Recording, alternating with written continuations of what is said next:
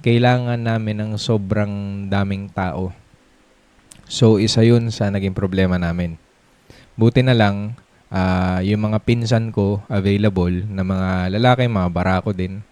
Tsaka yung mga kaibigan nila na isama nila. Kaya, ayun.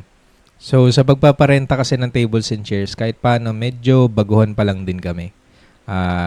More than 1 year pa lang naman. So, hindi ko mako-consider na ano yun, na medyo matagal na. Pero, yung ganito kalalaking event, first time kasi namin ma-experience na 1,000 plus chairs yung i-handle.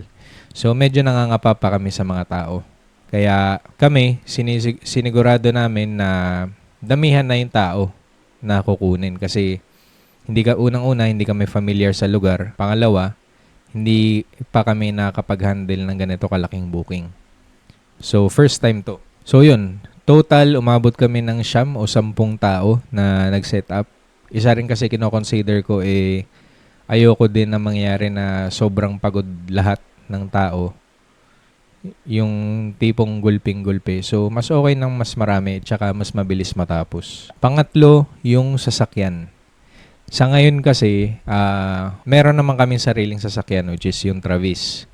Ang problema, 10 tao yung kailangan naming isakay dun. So, ibig sabihin, kailangan namin mag-rent ng mas malaking truck.